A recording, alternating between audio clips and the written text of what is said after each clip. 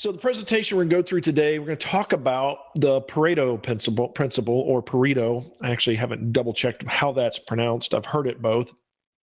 The more common name of it is the 80-20 rule. And we've talked about it a little bit over a couple of presentations this year.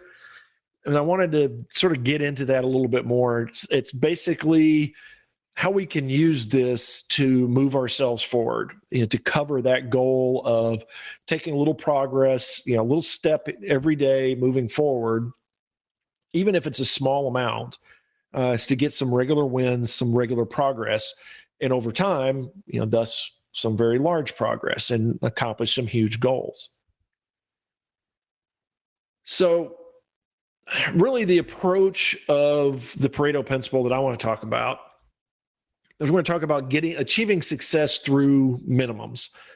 We'll go back and just one more time sort of go over what it is, what's the principle. We're going to talk about a minimally viable product, which is really the point here of success by hitting the minimum. How we get to that MVP is we're going to be solving a core problem, and that's it. Not a lot of bells and whistles, and actually no bells and whistles if possible. We'll talk about finding victory through this method as opposed to shooting for the 100%, how that's going to help us avoid predictions and fallacies related to that. And then, of course, this all allows us to do bootstrapping. So first, let's go back, start with the Pareto principle. The key to this is that 80% of the idea is that 80% of the effort of anything goes into the last 20% of the solution, and 20% of the effort goes into the first 80% of the solution. And it may seem contradictory, but if you think about it and experience it, at least feels that way. It seems like we can jump into a project and we get going and get a lot of stuff knocked out early on, but then there's sort of a drudgery or like a slogging through stuff as you get to the end. There's always details maybe that will show up that are the kinds of things that are just not fun. It's the things that, like for developers, one of my example that I hit all the time will be you build out a website and you get to a point where you're spending several days trying to get some CSS values exactly the way they need to be so that stuff lines up properly and is responsive and all that kind of good stuff. And it's just tedium. There's always a lot of dotting I's and crossing T's as well. It's making sure that all of the exceptions are covered properly and that you have all of the navigational paths. It's not just a happy path now. This is where you're getting into, let's make sure every path works and everything is all buttoned down and all that kind of good stuff. And then even getting to that last 20%, a lot of times that's like performance tuning and things of that nature that are the more time consuming kinds of challenges in solving a problem. It's one thing to be able to solve a problem. It's another thing to be able to automate it. And it's yet another thing to be able to automate it in a way that is quick and resource smart and highly usable. So that last 20%, getting from a workable solution to a solution that everybody says, I got to have me some of that now, there's a lot of work involved, a lot of effort involved. And so that's where you start thinking, well, yeah, that last stretch to go from it works to it's awesome is actually a good deal of work.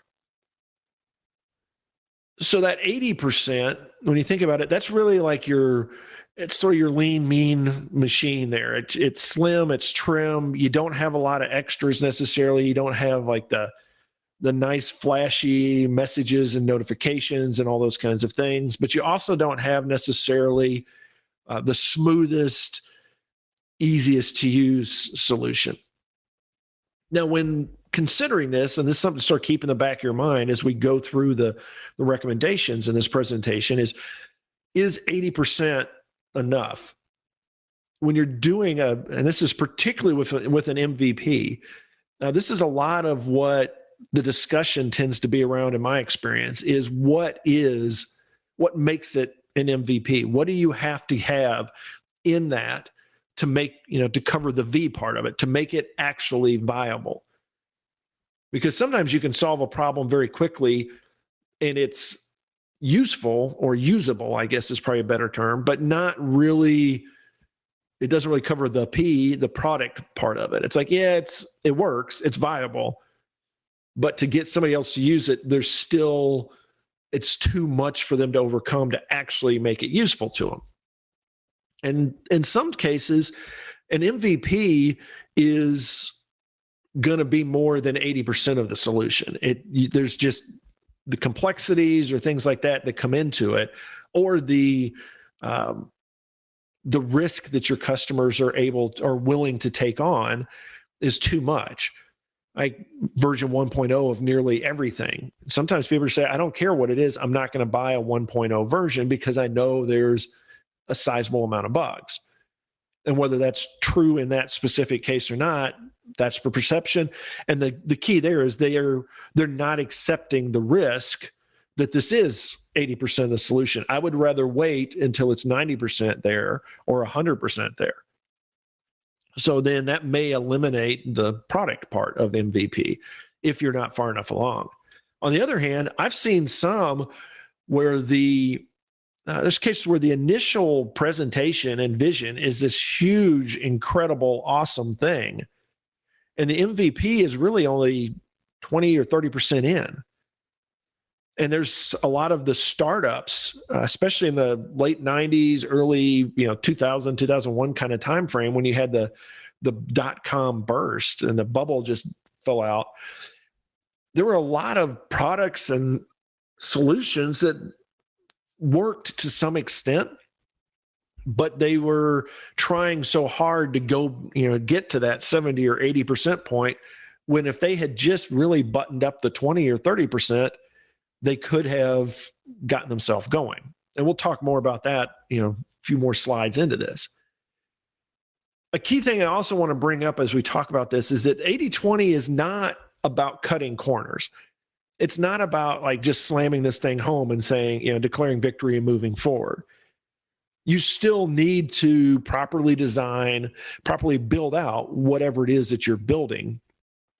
You're just reducing the scope, the features, what you want to focus on. But the things that you do of that, if you even say do 50% of it, that 50% though is done, is in a state where you can say, yes, I've built it properly, it's maintainable, it's scalable, it's the kinds of things I want it to be, and you're off and running.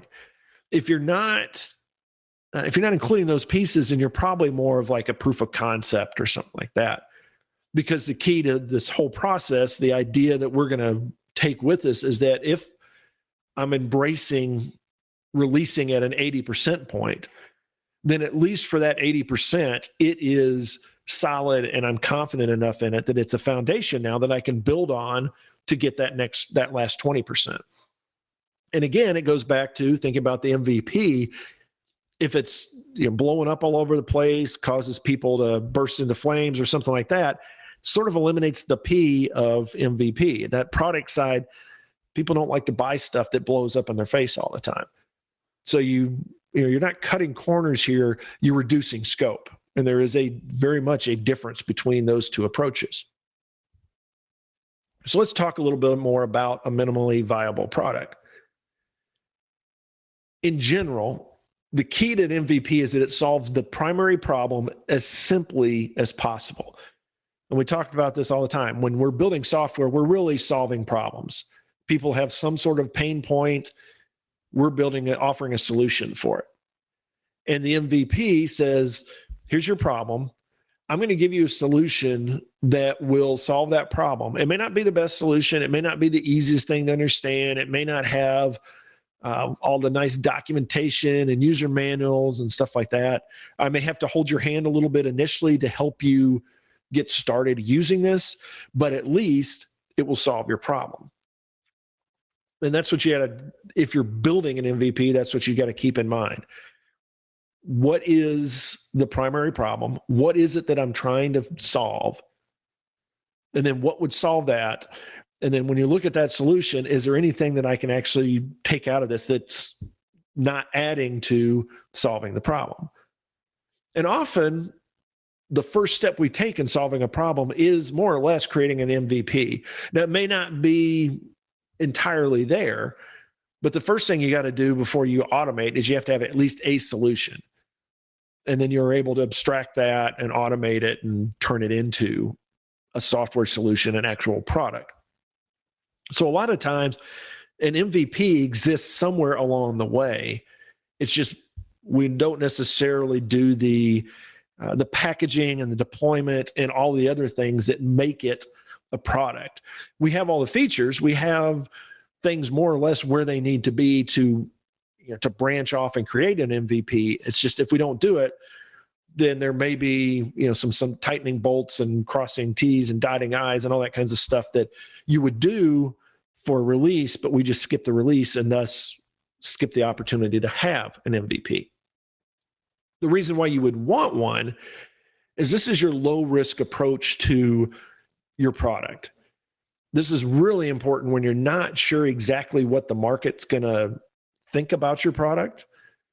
Hopefully you've done some market research and things like that, or a lot of cases we talk about scratching your own itch where you've got a problem that you build something to solve that problem. And now you think, well, this may be useful to others. Well, there's a investment that's going to be made for you to go from it's for you to it's for other people, and you're going to accept money for it. And so you want to get to that, I can receive money for this as soon as possible, see if it's useful, and if nobody ever wants to pay for it anyways, then I can bail out and I'll just use it for my own. So you're not having to invest as much time or money or resources in with an MVP. And again, with the whole process, viability is an important part of the MVP. It's got to be a product, it's got to be something somebody will buy, but it's also got to be something that actually solves a problem and reliably so. Otherwise, you're probably not going to, you're going to shoot the pea right in the foot, basically. So you're going to say, look, this is a solution, but they're going to come back to you a week later and complain about it, or there may be a lot of support calls or something like that. And if it doesn't really do it properly, then you're not going to, you haven't reached MVP status. So you have to solve the problem to some extent. It may not be the prettiest solution, but that is what makes it viable. So now let's talk about that core problem. How do you figure out what that is? Well, like everything, go back to the basics. Let's get very simple.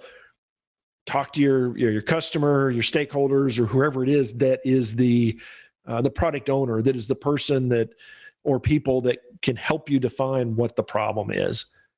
And then you do as much as you can to refine that problem down to something very direct and, basically if this problem occurs, I can do A, B, and C, and it will resolve that problem. It will solve that problem. And you want to keep that as simple as possible.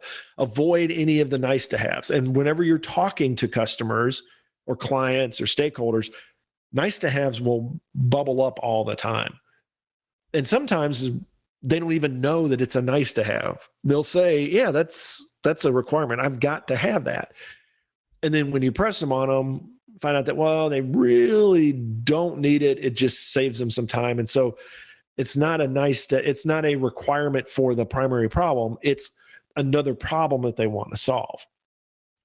Reporting is often going to fall into this situation where they say, yes, I have to have reports A, B, C, and D. Well, you dig into it deeper, you find out you don't really have to have reports A, B, C, and D. You have the data you need to create those things, and you would love to not have to create them, but solving the main problem actually allows you to manually go and build out the reports. It's a nice to have. It technically does not have to be a part of it.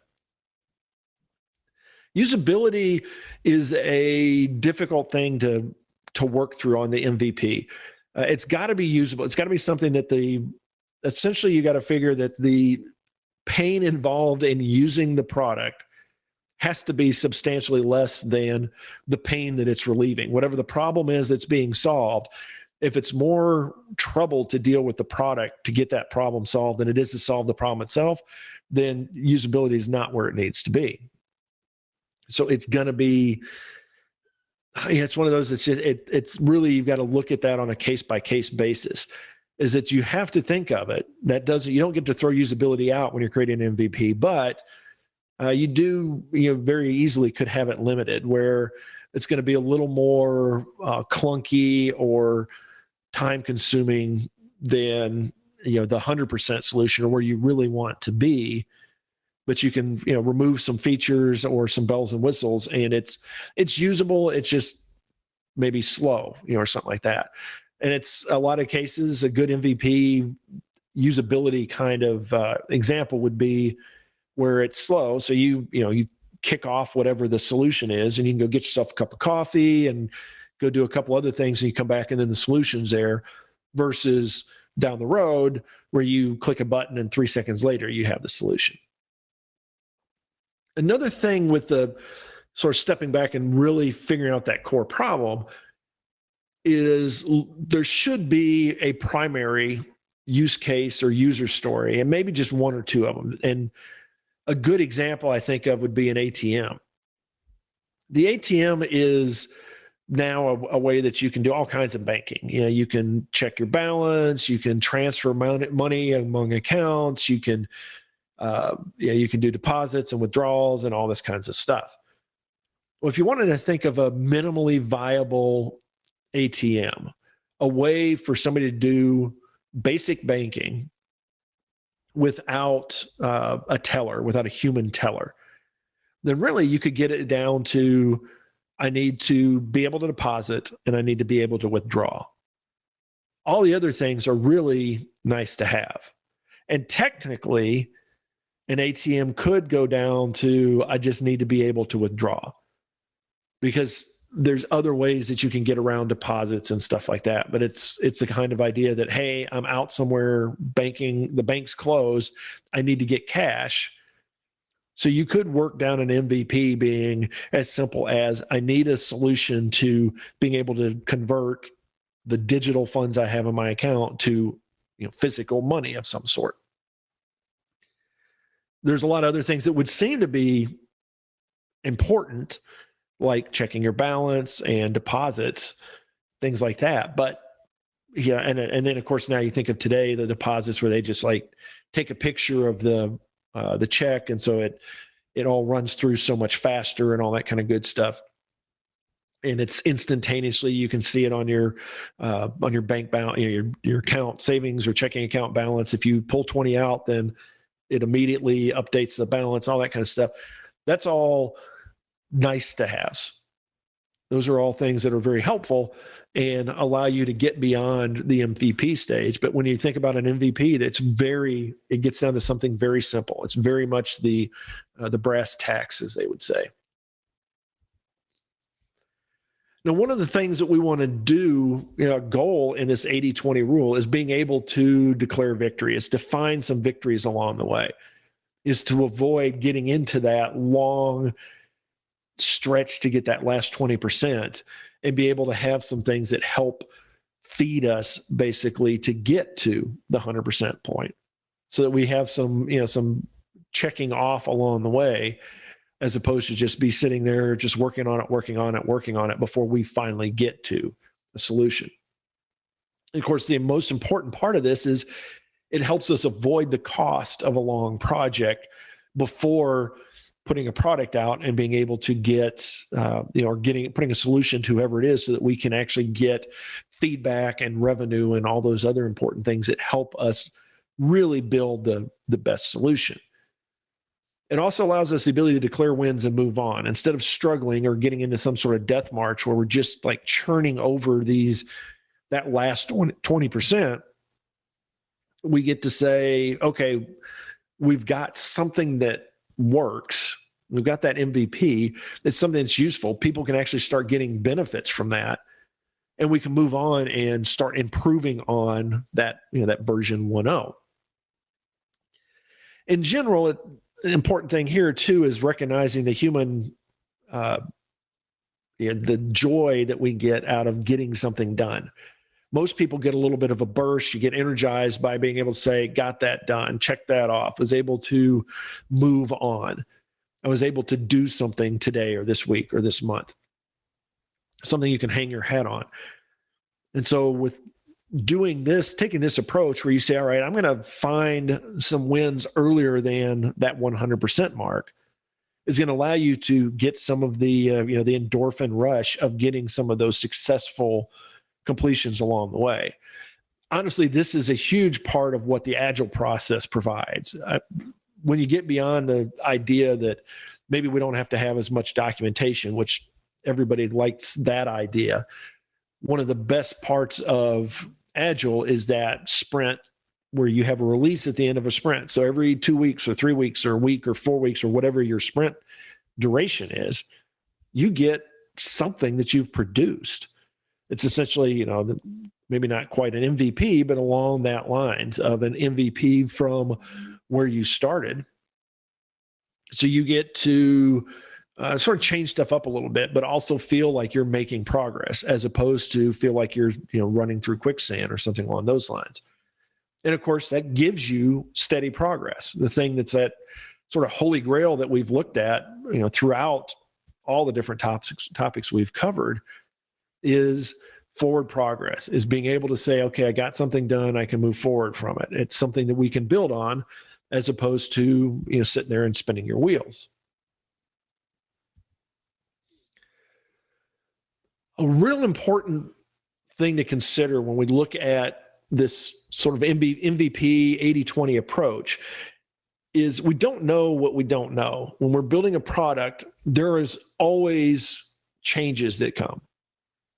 I've had people that have tried to argue with me extensively that no, you can design everything, you can talk to everybody, and everybody will give you the full story, and you just have to be good enough at gathering requirements and things like that. I beg to differ. I don't think that is possible, partially because as people get into looking at what the result is, it opens up other avenues. There's going to be things that didn't click before that now do, and they'll say, oh, it'd be really cool if we could do this, or, oh, we do that, but it doesn't really allow us to do this other thing, so we need to do that a little bit differently. And this, again, is, sort of leads towards more of an Agile approach. But in a sense, whether you're waterfall or Agile, if you go for an MVP or something along those lines, then you are giving yourself an opportunity to draw a line in the sand, get feedback on what you have at that point, and then adjust going forward, as opposed to trying to get them to envision that line in the sand, what you have at that point, and then have the users, give their feedback and all the other things that are needed. And all of that is ignoring the fact that stuff changes. So if you have a project that takes even 6 months, there's different technologies, there's different problems, there's different issues that are, there's all these adjustments to the problem that you're solving that are just the nature of this rapidly moving world that we live in. And that's, 6 to 9 months. You push it out 1 to 2, 3, 5 years, things are dramatically different. You just think about what we have today that didn't exist 5 years ago. When you think of or that didn't exist to the level it did. When you think of the prevalence now of like smart watches and all the IoT devices that are out there that'll talk to us and have communications, and the advances in bots and AI and all these other things that now are being incorporated into solutions that you wouldn't have even thought of it. Or if you did, you would have been sort of hedging your bets a little bit, even 5-10 years back, because you're not really sure where the technology is going to go and how useful it's going to be. And all of this also goes back to the idea that the users, the end users, the people that are actually using your solution to solve that problem on a regular basis, are going to give you the most useful feedback. And the best way to do that, to get that feedback, is to put something in their hands, unless they're, and even if they are very technical users, it's just one of those things that it's just, and even if it's yourself, I think you have found probably if you've built a tool for yourself that you build something, but then as you start using it, you come up with other ideas. There's other features. There's all these other things that become a part of it. So sometimes pushing it all the way to 100% point actually takes you down some paths you wouldn't have at the 80% mark had you known what the 100% mark is. It goes back to, we don't really know what done is. And honestly, most software isn't, because that's why we have version 2 and 3 and 4, is that we keep adding on. So we're able to push back, or actually push forward, I guess, in a sense, that line in the sand where we can start getting some feedback and we can start making some adjustments based on the users themselves. And this again, we're talking a lot about the idea that a working demo is better than a vision that doesn't. If you've got software and you can tell me all of these different features it's going to have, that's awesome. But if you can show me something that has some of those features today that I could touch, that I could work with, that I could use, then I like the real thing better than the vision. And that's, everybody's going to feel that way. If I can somehow solve my problem today, maybe not the best way, that's better than a better solution that I'm not going to be able to use for 6 months. It's that whole first to market thing. If you can get first to market, you don't have to be as good, because sometimes people are just happy to solve the problem.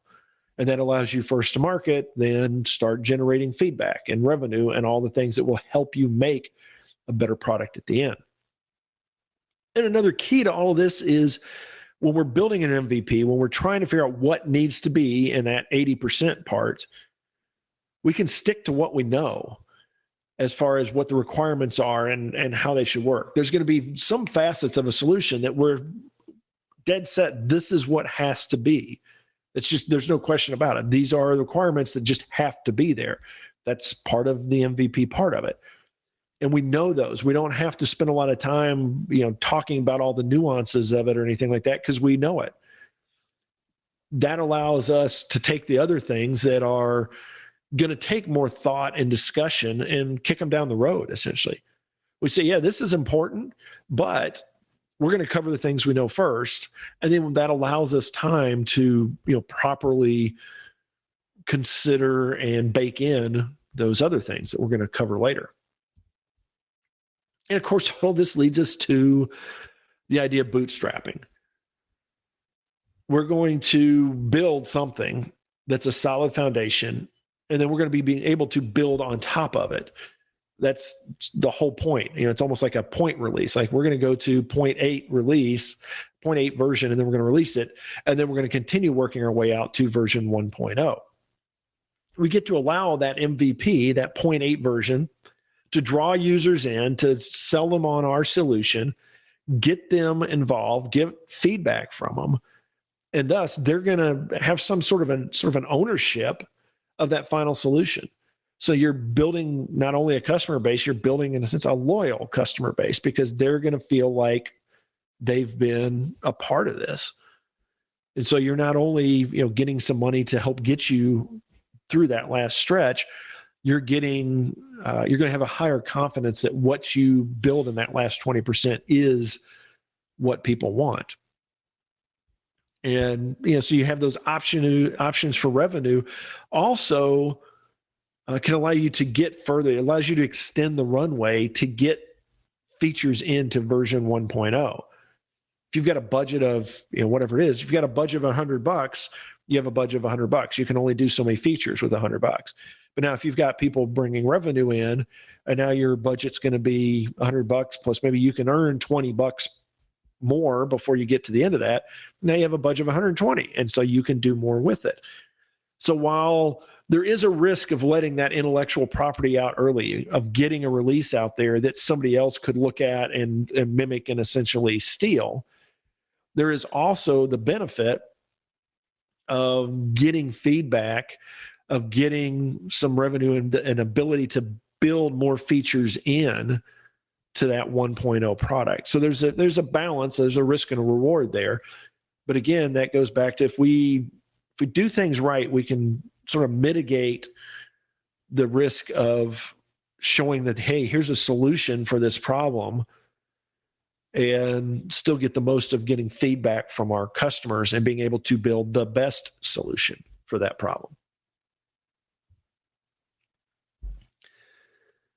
So some thoughts on this, sort of wrapping all this up. We've drifted a little bit as we've talked about how to do this stuff. What I want to drive home is that you can use the 80-20 rule and the idea of minimal and viable products to get you to a product that you can like put in people's hands. This is something that's a demo that you can discuss with people. It's not just some straw man, whiteboard kind of thing that you've put down. This is something that people can work through it. They don't have to say, well, what if I do this? They can actually go do that and see what happens. And this is going to be even better, although I love clickable demos, and those do allow us some part of that. Those would be like a stepping stone into this. But now you've got something that's more than a clickable demo. This is actually doing stuff. It's not just, a lot of times a clickable demo, we say, well, when you do this, this is what's going to happen. And saying click on it, maybe they see a message or something like that. They're not just seeing that that's what would happen. It's actually happening. So for example, and going back to that ATM example, on a clickable demo, I'd say, say for the MVP, maybe I've got a little button that I would click and say, okay, withdraw, and I enter a number. Well, you enter this value in, and you click this button, and then you'll get, if you withdrew $20 in cash, you'll get a $20 bill, or better yet, we'll say you get $20 in cash. Well, if you have an MVP, then they enter their value and they hit their button, and all of a sudden that cash appears in their hands, and then they can see, oh, well, this affected my balance in a certain way. And hey, I got $20, but I got it in 20 singles. That doesn't help me as much as a single $20 bill, or vice versa. Things like that a clickable demo doesn't always, often doesn't, at least until very advanced stages, give you that same feel for exactly what's going on. There's still some story around it. There's a little bit of weaving thought and vision into what's going on that is beyond just the physical, here's what's going on, what's actually occurring. And another thing that we haven't spent as much time on, but the idea of the 80-20 rule is really, a lot of it's going to give you, it's really this approach of let's get the low-hanging fruit first. Let's get that first 80%, which basically by definition, that's your lower hanging fruit. Those are the things that you can get done. They're not as difficult. A lot of times it's almost like just the things that you do that you can almost do mindlessly to some extent after you've built several products. It's setting up database connections and logins and user registrations and basic report templates and page templates and authorization and security and those kinds of things, CRUD type tasks, and the things that we can do. We've done it now so many times that we can do them very quickly and usually fairly efficiently. We've done it enough times that we aren't going to likely, other than through typos, we're not likely to enter, put a lot of bugs into it and stuff like that. So it's probably going to be, fairly solid. We're not doing a lot of high risk tasks or anything like that. And, maybe there's one or two, call it high hanging fruit or something like that, some core challenge of the problem that we're solving that we're going to roll into that 80%. But the bulk of it's going to be the easier things to do. And thus, allowing us to sort of say, let's get all this stuff done and we can put that into this MVP, and then they've got something useful that does solve that problem. And it's not, it doesn't look like it's, too thrown together or anything like that. Another thing, there's a lot of cases where this is really the only option. You don't have the option to get all the way there. You don't have the funding, you don't have the resources, you don't have the time frame maybe. Maybe this is something where the window of opportunity may not be big enough for you to put together all that you want to put together. So rather than do that, you have to find a way to cut, to get, scope things out of that MVP so you can afford to get to it, get it out there, and then, maybe, like I said, extend that runway and allow you the ability to actually get to a complete product, to actually put that vision into reality. All right. I want to open up now for any questions, comments.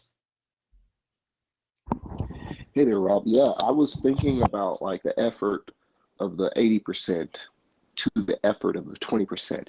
You described the tasks that go into that 80%. It's pretty much the broad strokes, the setting up the CRUD, the setting up the database connection. Those are things that, I would have put in like a single ticket, say, go set up LDAP, and that was, for some, it may be a task that takes multiple days, or, whereas, it's become a pretty simple, straightforward thing. So you just do it. Well, in the same regard, that 20% may not be as broad of brushstrokes, but may be very involved tasks. Would you say that how would you say practically we should deal with, like, adding, or I should say, adding responsive behavior to all the web pages while it's there, but just making sure it all works? How would you say that needs to be done? Should that be like a broad brushstroke ticket, or should it be something that's broken down into many tickets that can be accomplished, almost like, hey, I got that one done, that check mark, go fix it on the jobs page or the dashboard or whatever? How would you say practically, kind of, how would you handle those broad tasks that need to be done in the 20%? That's it's an interesting thought. It's a great question, because I hadn't really thought of it from the ticket approach, or the to-do item approach. But I think that it's very much the habit that we have. And when we talked about actually estimating and designing software, we talked about being careful of hidden complexity within tickets, and that we do these broad, and that is exactly what we find with the 80% part of it. Is a lot of time these are sort of broad brush things that we've done, that we've done enough that we actually know inherently all the details involved in it. So we will often make it just a big ticket, say, oh, go hook up this, go do that. And so you effectively are still doing a lot of work. You're getting a lot of stuff done, right? But it's all under, one ticket. And with the 80 part of it, that's, I think, part of the challenge is taking those things that we do all the time and breaking them up in a way that we are still respectful of the time that goes into doing them. Mm-hmm. And that we are also, it sort of bubbles down. In some of these cases, like responsive behavior is a really good one, is that you still have within, let's say it's, you've got the broad brush of, I want a responsive, and very broad brush, I want a responsive website. Mm-hmm. I want it generally to be responsive. Well, there is if you look at that from an 80-20 point of view, there is the 80 part of it where I'm going to pick a responsive framework. I'm going to have a couple of, one or, a few or several templates of pages that are generally responsive. And then I'm going to build out, start plugging stuff into those templates and start building out pages. And if I do that, I'm probably in the 80-20 rule. I'm not actually, if I haven't gone through page by page and checked all kinds of different controls and large amounts of data versus small amounts of data versus empty sets of data, and some of those things that are, again, it goes back to the idea of sort of your happy path. It's like, generally speaking, if I'm on let's say a phone, let's say the iPhone smallest type of resolution, or a desktop, then I'm sort of looking at those as my 80-20 rule. Now, somewhere in between, if I'm on a tablet, then there may be some cases there as I'm getting into that last 20% where I'm tackling those kind of issues as well. And I see this a lot When I've done, that's a good example again, where I've seen a lot where I can get a responsive thing that works awesome on a desktop, Right. and it works good on a phone. But when you start to getting it the in between, where you have things that have like keyboard navigation plus touch screen, and they don't necessarily have a mouse, but they try to mix between the two. There's some things like that where you'll have to do some things and make some adjustments to make it useful and workable in those mid-range resolutions. So I think what you do is you have to learn to build out, really break down your task, even the tasks that you do that seem sort of mindless, like set up a database connection, or set up data mapping objects, or set up an LDAP connection, or set up an email notification piece. Is still breaking that down to some extent into a couple of the parts that make sense for it. And then being able to tackle those tickets, and you're going to get a lot of victories sometimes very quickly. It may almost seem like it's more administrative, so creating more tickets than you need to.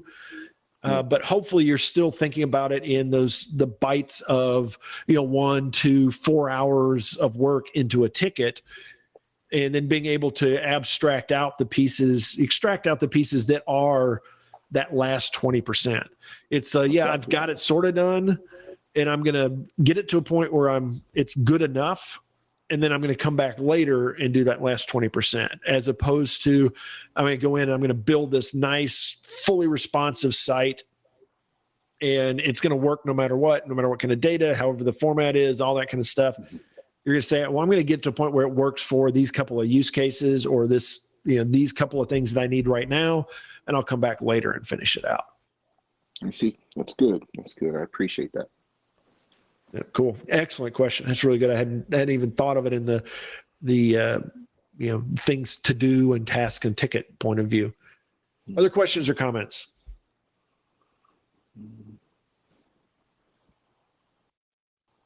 I don't have any myself. Okay. Well, your first one was so good, I think that just silenced the crowd. Sounds good. Excellent. So, wrapping up a little bit, what we learned. Key here is done, in like all capitals even, does not have to be 100%. You can get something that's there that does what it needs to do, that you can call done, and it's not 100%, that there are still some things to do. You can declare victory and be able to move on. Key concept here, less in a working product is better than more in a product that does not. Like I said, you can have a ton of features, but if the thing doesn't work, that's not as good as the simpler product that just flat works. And you can even see this in some very big products that we've seen in the past. If you think back to the first iPod and all the the variations of that, it was a dial and a button or two, and I can't remember how simple it was, but there was not some very impressive interface or anything like that. They didn't have a lot of stuff other than you could put your music on it and listen to it, and like move through tracks and some things like that, but very simple.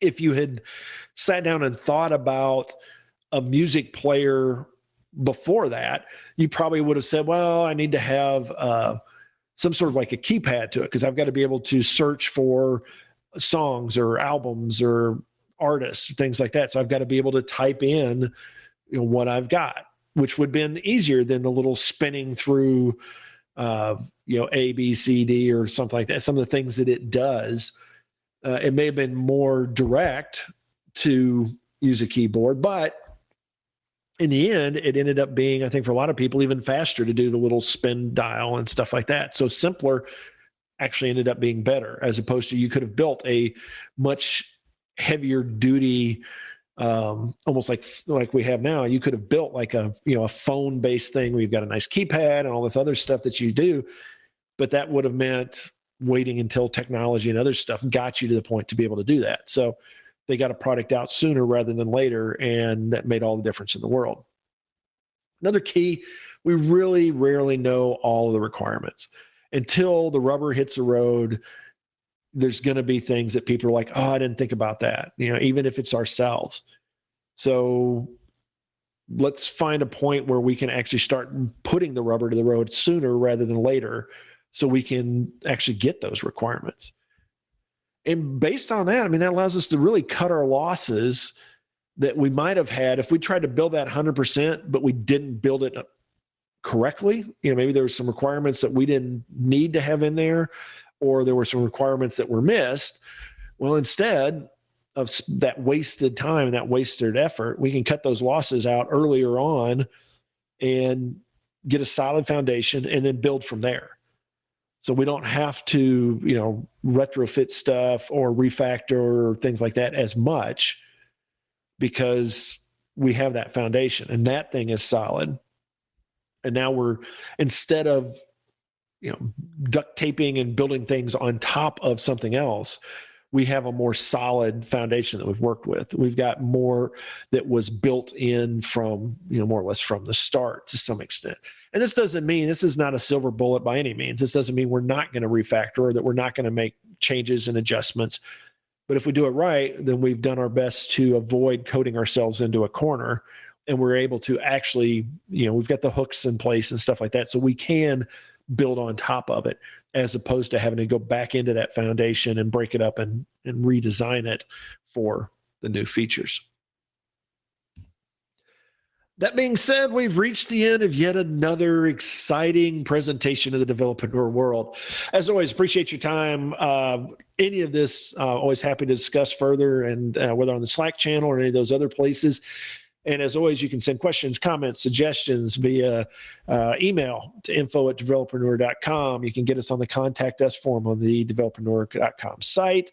Follow us on Twitter @developerpreneur.